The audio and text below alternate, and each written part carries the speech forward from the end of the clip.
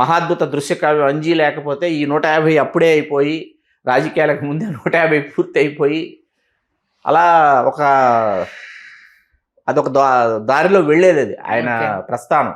నాగబాబు గారు విజయశాంతి గారిని పాప 10లో ఒక అంకె చెప్పు అంటాడు. అంకె చెప్పిన తర్వాత అన్ని దెబ్బలు కొడతాడు అనమాట నాగబాబు. చిరంజీవి గారు అన్ని దెబ్బలు తిని పాప 5లో ఒక అంకె చెప్పు అంటాడు. ఇది హీరోయిజం. ఎంత దారుణమైన ఫలితం అంటే అంత దారుణమైన ఫలితం. డిజాస్టర్ ఆంధ్ర వాళ్ళ. అవును. సాంగ్ చాలా బాగుంటుంది. నమస్తే, తెలుగు రాజ్యంకి స్వాగతం. నేను మిస్ సంధ్య. సినిమా ఇండస్ట్రీలో కొన్ని కాంబినేషన్స్ అంటే దర్శకుడు హీరోకి సంబంధించి ఎందుకో చాలాసార్లు అనుకున్నది పట్టాలెక్కదు. ఎక్కడ బ్రేక్ పడుతుంది ఏంటి అనేది అర్థం కాని విషయం. దాంట్లో పూరి జగన్నాథ్ గారు అలాగే మెగాస్టార్ చిరంజీవి గారి కాంబినేషన్కి సంబంధించి చాలా రకాల స్టోరీలు విన్నారంట. అయినా సరే ఎందుకో ఆ కాంబినేషన్ అనేది పట్టాలెక్కలేకపోయింది. కానీ అనూహ్యంగా చిరంజీవి గారి లూసిఫర్ అంటే రీమేక్ దాంట్లో పూరి జగన్నాథ్ గారు కలిసి నటించారు. కానీ ఆయనతో సినిమాకి సంబంధించి చాలా రకాల స్క్రిప్ట్లు తెర మీదకి వచ్చినా ఎందుకో పట్టాలెక్కలేదు. అసలు వాళ్ళిద్దరి కాంబినేషన్ ఎప్పుడు సెట్ అవ్వాలి, ఎందుకు సెట్ అవ్వలేదు, మరి ఫ్యూచర్లో ఏమన్నా వాళ్ళిద్దరి కాంబినేషన్లో మనకు సినిమా వచ్చే అవకాశం ఉందా తెలుసుకునే ప్రయత్నం చేద్దాం. చరిత్రకారులు, సినీ రాజకీయ విశ్లేషకులు చిలాగ శ్రీకాంత్ గారు మనతో ఉన్నారు. ఆయన మాట్లాడాలి. శ్రీకాంత్ గారు నమస్తే అండి. నమస్కారం సంధ్య గారు. గతంలో పూరి జగన్నాథ్ గారు మెగాస్టార్ చిరంజీవి గారి కోసం ఆటో జానీ అని ఏదో స్క్రిప్ట్ రాసుకున్నారు. అంతా ఓకే అయిపోయింది, ఎందుకో అది ఆగిపోయింది అనేసి వినడం జరిగింది. అసలు మంచి ఇద్దరి ఫ్రెండ్షిప్ ఉంది. ఎందుకంటే రామ్ చరణ్ గారిని స్క్రీన్కి ఇంట్రడ్యూస్ చేసిందే పూరి జగన్నాథ్ గారు. ఓ రేంజ్లో ఆయన్ని చూపించడం జరిగింది. అంటే ఆల్మోస్ట్ ఆ ర్యాప్ అనేది అద్భుతంగా ఉందని తెలుస్తుంది. ఎందుకని అంటే కొడుకుతో సాధ్యమైంది, అంతకంటే ముందున్న తండ్రితో ఎందుకు సాధ్యం కాలేదు? వాస్తవానికి ఏంటంటే మనం ఆటో జానీ 150 సినిమా కావాలి. 150 సినిమా ఆటో జానీ రీమేక్, కత్తి రీమేక్ కాదు, ఆటో జానీ అవ్వాలి. ఆటో జానీ ఫస్ట్ హాఫ్ విని చిరంజీవి గారు ఎగ్జైట్ అయిపోయి ఓకే చేసేసారు. సెకండ్ హాఫ్ అసలు వర్కౌట్ కాల, అంటే చేయలేకపోవడంతో అటకెక్కింది. మీకు నాగబాబు గారిని డైరెక్ట్ చేశారు పూరి జగన్నాథ్ గారు. పవన్ కళ్యాణ్ గారితో పరిచయం అయ్యారు. రామ్ చరణ్ని పరిచయం చేశారు. వరుణ్తో సినిమా చేశారు. ఇలా మనం తీసుకుంటే ఓవరాల్గా ఏంటంటే ఫ్యామిలీలో ఆల్మోస్ట్ వాళ్ళందరినీ కవర్ చేసేసినట్టు. అల్లు అర్జున్తో 2 సినిమాలు చేశారు. ఇట్లా తీసుకుంటే వీళ్ళందరూ కనిపిస్తారు. చిరంజీవి గారితోనే ఇంకా సినిమా చేయలేదు ఆయన. విచిత్రం కదా, చాలా విచిత్రం. ఆయన చిరంజీవి గారి అభిమాని. అసలు చిరంజీవి గారి సినిమా షూటింగ్ చూసి అభిలాష సినిమా ఛాలెంజ్, ఈ 2 సినిమాల షూటింగ్లకి చెప్పా పెట్టకుండా, మరీ ముఖ్యంగా అభిలాష్కి అయితే అసలు వెళ్ళిపోయి షూటింగ్ మొత్తం అసలు ఉదయం నుంచి సాయంత్రం వరకు జనంలో ఒకటిగా పూరి జగన్నాథ్ గారు చిరంజీవి గారిని, కోదండరామిరెడ్డి గారిని, కేఎస్ రామారావు గారిని చూసి, లోక్ సింగర్ సినిమాటోగ్రఫర్ వీళ్ళని చూసి అసలు సినిమా పరిశ్రమకు వెళ్ళిపోవాలని బలంగా నిర్ణయించుకుంది. ఆ సమయంలో వాళ్ళది నర్సీపట్నంలో జగన్నాథ్ టూరింగ్ టాకీస్ వాళ్ళది. అక్కడి నుంచి ప్రయాణం ప్రారంభమైంది పూరి జగన్నాథ్ గారు. అట్లా చిరంజీవి గారి సినిమాలు అక్కడి నుంచి చూస్తూ పెరుగుతూ సినిమా పరిశ్రమకు వచ్చి దర్శకత్వ శాఖలో ఆయన సుశిక్షితుడై ఆ తర్వాత దర్శకుడిగా మారి ఇన్ని రకాల ఆయన ప్రయాణాల్లో ఏంటంటే ఆయన శ్రీకృష్ణుడు ఫ్రమ్ సురభి కంపెనీని కూడా ఒక స్క్రిప్ట్ చేసుకున్నాడు చిరంజీవి గారి కోసం. అది ఏమైందో తెలియదు, పట్టాలెక్కల. ఆటో జానీ అదో దారిలో వెళ్ళిపోయింది. మధ్యలో మీకు చిరంజీవి గారి దగ్గర ఓకే ఆల్మోస్ట్ అయిపోయినటువంటి కథ ఆంధ్ర వాళ్ళ. ఓకే, నాగబాబు గారు ప్రొడ్యూసర్, అంజనా ప్రొడక్షన్స్లో చెయ్యాలి. ఆంధ్ర వాళ్ళ టైటిల్ చూడాలనుంది కోసం పెట్టుకున్న టైటిల్. చూడాలనుంది ఫస్ట్ టైటిల్ ఆంధ్ర వాళ్ళ, చూడాలనుంది కాదు. ఓకే, ఆంధ్ర వాళ్ళ అనేటప్పటికి విపరీతంగా ఎక్స్పెక్టేషన్స్ పెరిగిపోతాయని ఒక సాఫ్ట్ టైటిల్ ఉండాలని చూడాలనుంది అనే టైటిల్ పెట్టుకున్నారు. పెట్టుకున్న తర్వాత ఆంధ్ర వాళ్ళ టైటిల్ ఉంది కాబట్టి ఆ టైటిల్ని బేస్ చేసుకుని ఈయన ఒక కథ రాసుకున్నాడు. పూరి జగన్నాథ్ గారు రాసుకుని ఆ కథతో పట్టాలు ఎక్కాలి. నాగబాబు గారికి నచ్చింది, చిరంజీవి గారికి ఇట్లా ఉంటుంది అంటే ఆ మాస్ సీన్స్ అవన్నీ నచ్చేసి నాగబాబు గారు ఏం చేశారంటే చిరంజీవి గారి దగ్గర పంపించారు. వెళ్ళిన తర్వాత రకరకాల స్నాక్స్ అవి పెట్టారంట చిరంజీవి గారు. నాగబాబు గారు చెప్పారండి, చాలా మంచి స్నాక్స్ పెడతారు, మీ దగ్గరకు వస్తే అన్నాడంటే పూరి జగన్నాథ్. చూసావా, నీకు ఇప్పుడు నేను స్నాక్స్ పెట్టకపోతే ఎంత చెడ్డ పేరు వచ్చేది నాకు, పెట్టడం మంచిది ఏంటని చిరంజీవి గారు అని. కథ చిరంజీవి గారికి నచ్చలా, ఎందుకంటే కొత్తదనం లేదు కథలో. టైటిల్ వెరీ పవర్ఫుల్ టైటిల్, కొత్తదనం లేదు. దాంతో చిరంజీవి గారు ఆలోచించారు, చేద్దామా వద్దా, కొత్తదనం లేదు, రొటీన్గా ఉంది. అందులో ఉన్న కొత్తదనం ఏదైనా ఉంది అంటే ఫ్లాష్ బ్యాక్లో వచ్చే ఫాదర్ క్యారెక్టర్.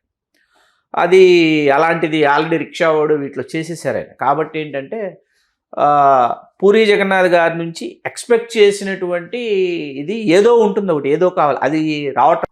మీకు చిరంజీవి గారికి సినిమాకి సంగీతం చేయాలన్నది సంగీత దర్శకుడు చక్రి కళ. ఓకే. చక్రి గారు చిరంజీవి గారి బ్లడ్ బ్యాంక్ పంజాగుట్లో ఉండేది, హిందీ నగర్లో, ఇక్కడ కాదు, మన రోడ్ నెంబర్ 1 జూబ్లీ హిల్స్ ఇక్కడ కాదనమాట, జూబ్లీ హిల్స్ చెక్ పోస్ట్ దగ్గర కాదు, అక్కడ ఉండేది. అక్కడికి వచ్చి బయట చక్రి వెయిట్ చేస్తున్నాడు. ఒక ఆడియో క్యాసెట్ తయారు చేశాడు చక్రి, చిరుకానుక అని చెప్పేసి. అది అప్పట్లో ఆడియో క్యాసెట్ పెద్ద హిట్. ఆడియో క్యాసెట్ వల్ల అతను మ్యూజిక్ డైరెక్టర్ అయ్యాడు. చిరంజీవి గారి మీద కొన్ని పాటలు తయారు చేశాడు చక్రి. చిరంజీవి గారికి ఎప్పటికైనా చెయ్యాలని చెప్పి చక్రి చేసుకున్న ట్యూను, చక్రి చేసిన పాట నైరే నైరే నైనైరే బాబా వచ్చి చక్రి చిరంజీవి గారి కోసం చేసుకున్న సాంగ్ అనమాట. చిరంజీవి గారి కోసం చేసుకున్న ట్యూన్ అది. అది చిరంజీవి గారు ఏదో ఒక సినిమాకు వాడదాం మనం, నువ్వు తొందరపడి ఇచ్చేకు, నీకు ఎప్పుడు అవకాశం ఇవ్వాలి నేను చెప్తాను అనేటప్పటికీ ఈ ఆంధ్ర వాళ్ళ టైటిల్, ఆంధ్ర వాళ్ళ కథ, ఈ చక్రి చేసిన పాట ఇవన్నీ కూడా జూనియర్ ఎన్టీఆర్కి అప్లికబుల్ అయ్యాయి. అవి సినిమా చాలా దారుణమైన ఫలితం వచ్చింది. ఎంత దారుణమైన ఫలితం అంటే అంత దారుణమైన ఫలితం, డిజాస్టర్ ఆంధ్ర వాళ్ళ. అవును. సాంగ్ చాలా బాగుంటుంది, సాంగ్ వినడానికి బాగుంటుంది, తారక్ కూడా చాలా బాగా చేశాడు, అది వేరే విషయం. సినిమా అయితే డిజాస్టర్. అక్కడి నుంచి నడక తప్పిందండి. పూరి జగన్నాథ్ గారిని చిరంజీవి గారితో ఎప్పుడు చేయాలనుకున్నా కూడా ఏదో ఒక అవాంతరం, ఏదో ఒక అడ్డంకి.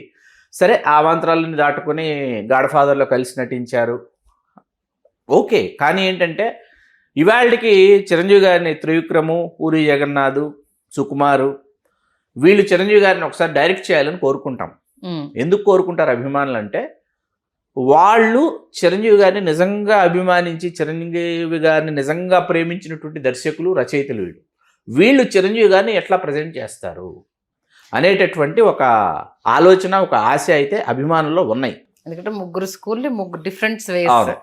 ఒకరు హీరోని ఓ రేంజ్లో చూపించేవాళ్ళు, ఇంకొన్ని హీరోని డైలాగ్స్ తోటి ఆ స్మూత్ నరేషన్లో త్రివిక్రమ్ గారి స్టైల్ ఆఫ్ ఎలా ఉంటుందో చూడాలనుకునేవాళ్ళు.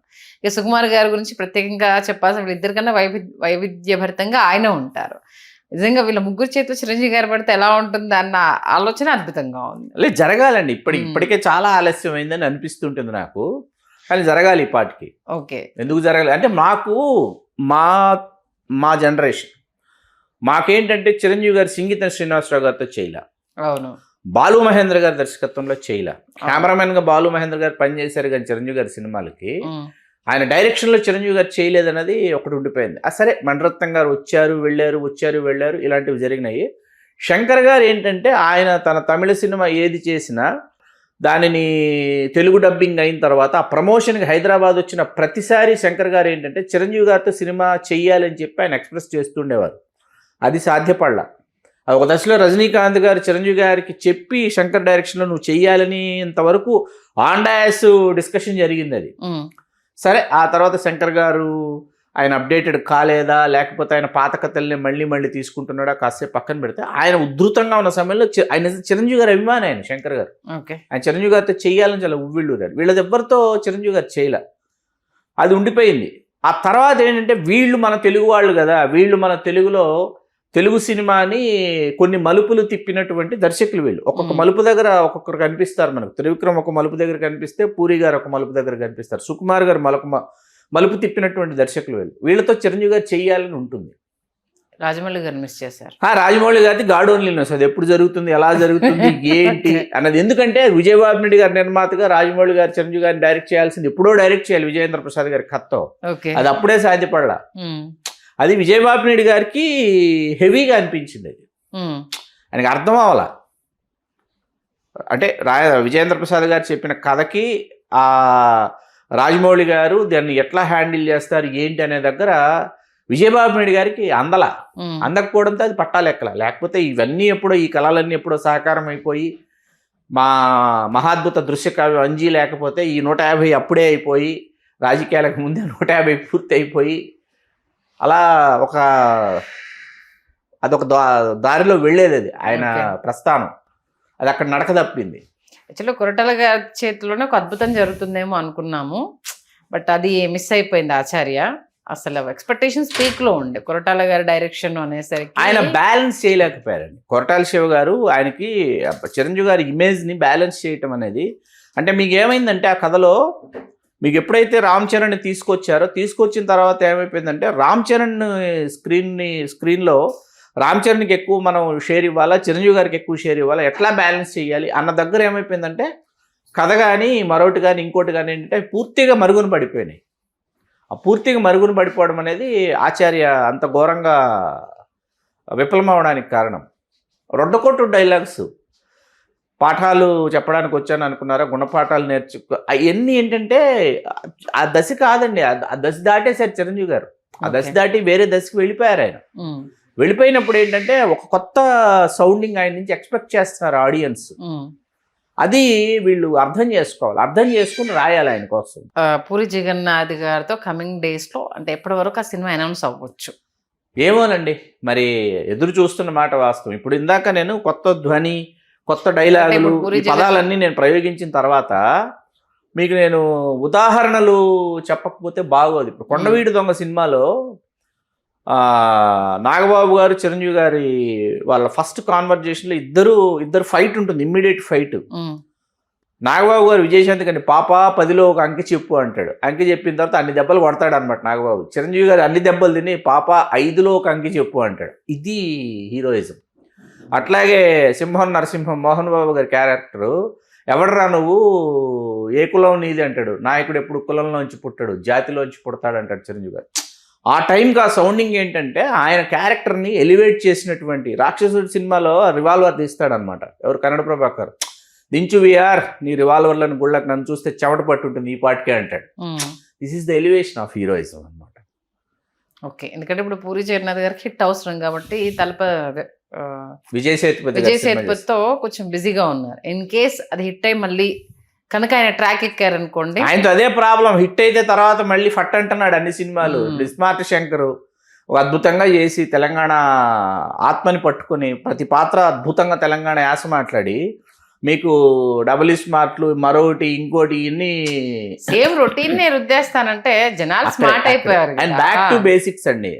ఆ బ్యాక్ టు బేసిక్స్కి వెళ్తేనే కథలు వస్తాయి, పాత్రలు పుడతాయి. బ్యాక్ టు బేసిక్స్కి వెళ్లకుండా మనం ఉన్న చోటే కూర్చొని మనం వండేస్తామంటే రాదు అది. Okay, not only Puri Jagannadh గారు, మీరు చెప్పిన లిస్ట్ చాలా ఉంది, చాలా పెద్ద లిస్ట్. ఇప్పుడు ఆయన ఎలా వాడుకుంటే అది వాళ్ళలో ఉన్న దర్శక ప్రతిభ కావచ్చు, చిరంజీవి గారిని వాడుకుంటే ఇంకా ఇంకా అద్భుతంగా ఆయనలో ఉన్న నటన ఇంకా బయటకు వస్తుంది అనేది కావచ్చు, రెండు తేడతెల్లమవుతాయి. మంచి విశ్లేషణ అందించారు. ధన్యవాదాలు శ్రీకాంత్. ధన్యవాదాలు సంధ్య. హలో, తెలుగు రాజ్యం ఛానల్ చూస్తున్నారా? సామాజిక, రాజకీయ, జీవన చిత్రణే తెలుగు రాజ్యం. అతిశయోక్తులు, అసత్యాలు ఉండవు. రాజకీయ కోణం కాదు, ప్రజా కోణమే కొలబద్ద. తెలుగు రాజ్యం వీక్షణ మీ ఉత్తమ అభిరుచికి నిదర్శనం.